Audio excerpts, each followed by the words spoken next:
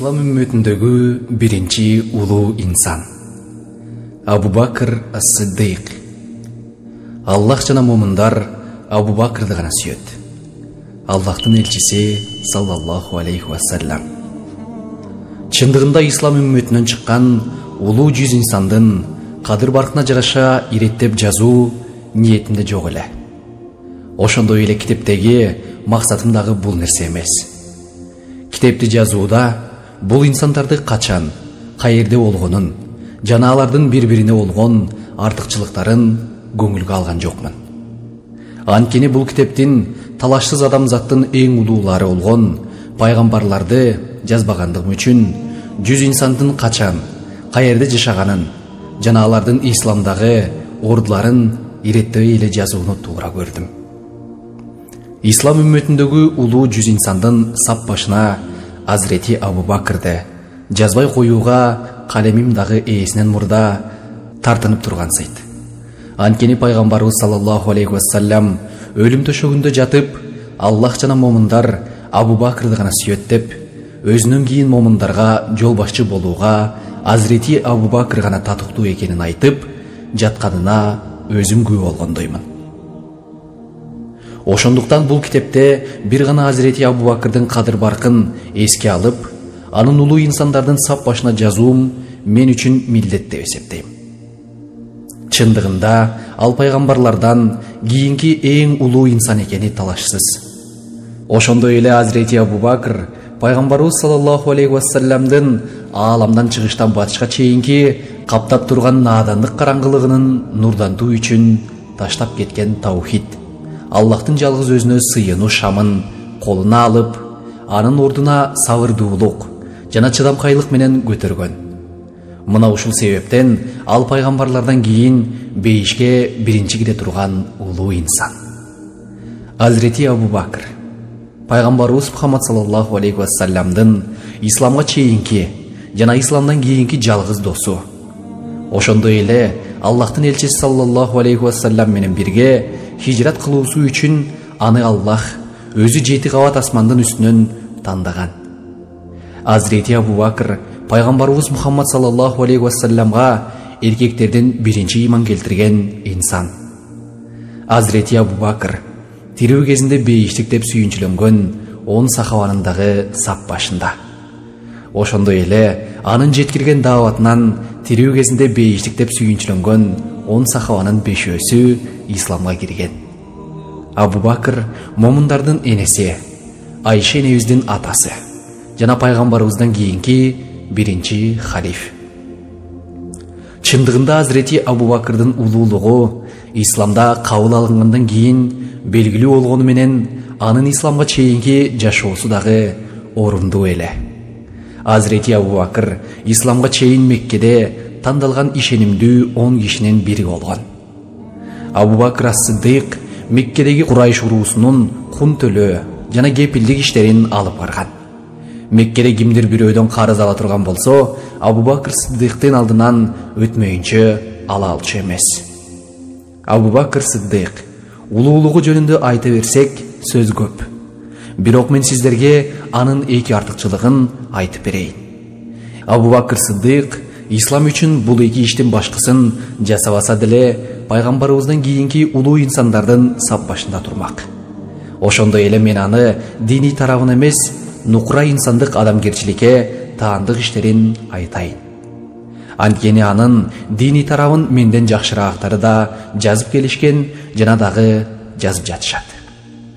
Биринчи фазилети. Аллах Таала тараптан жиберилүүчү пайгамбарлардын эң акыркысы болгон пайгамбарыбыз Мухаммад саллаллаху алейхи вассалам дүйнө салып, асмандан түшчү вахилер токтоп, үммөт эмне кылаарын билбей, кайрадан наадандык доорго, ооп кетүү коркунучу алдында турганда, Абу Бакр Сиддик бул нерсени чеп сыяктуу тосуп калган. Чындыгында Аллах Таала пайгамбарлардын кылымдар бою таухидке, жалгыз өзүнө гана кулчулук кылуулары үчүн жиберилип келген. Аларга ишенгени ишенип, ишенбегени капыр болушкан. Бирок алардын көпчүлүгү пайгамбарлардын көзү өтүп, аларга түшкөн китептердин түп нускалары жоголгондон кийин туура жолдон тайышкан. Ибрахим пайгамбардын көзү өткөндөн кийин арабтардын көпчүлүгү Аллахка шерик кошуп, бизди Аллахтын жакындатат деп айкелдерге сыйынышкан. Насранийлер, христиандар Аллах Таала Иса алейхиссаламды асманга көтөрүп алгандан кийин Иса пайгамбарга сыйынып кетишкен.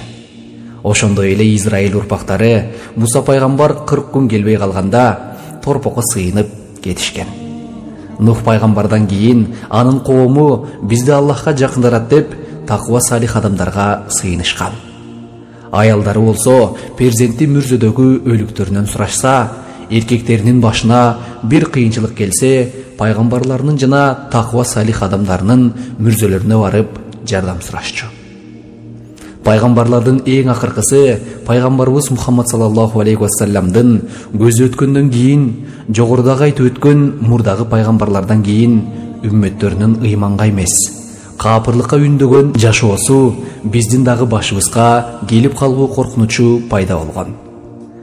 Мына ушундай ыймандан чыгып капырлыкка кадам таштап турган кезде Аллах Тааланын мээрими менен кыяматка чейин келе турган жалпы адам баласынын эки дүйнөлүк бактысына Абдуллах ибн Усман, ибн Абу Кухафа, ибн Амирди, Абу Бакырды туш кылып койду.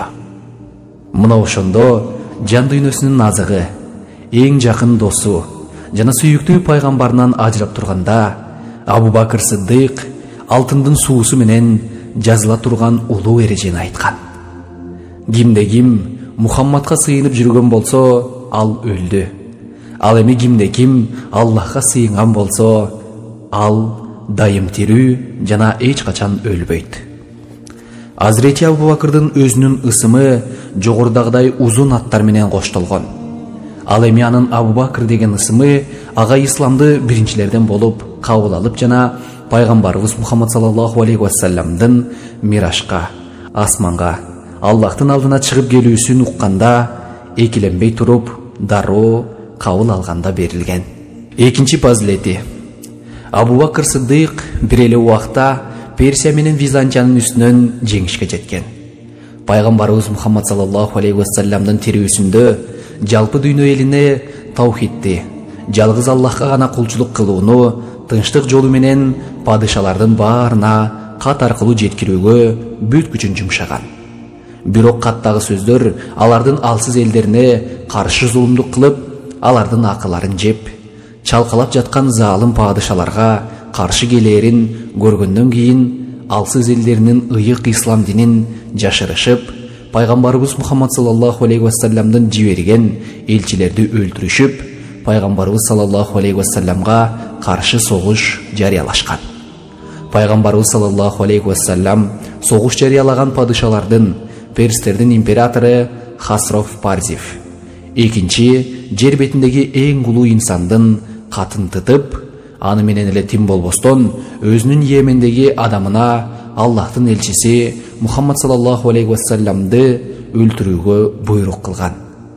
Ал эми Римдин императору Ираклий биринчи пайгамбарыбыз саллаллаху алейхи вассаламдын пайгамбардыгына ынанып турса да, пайгамбарга каршы согуш жарыялаган.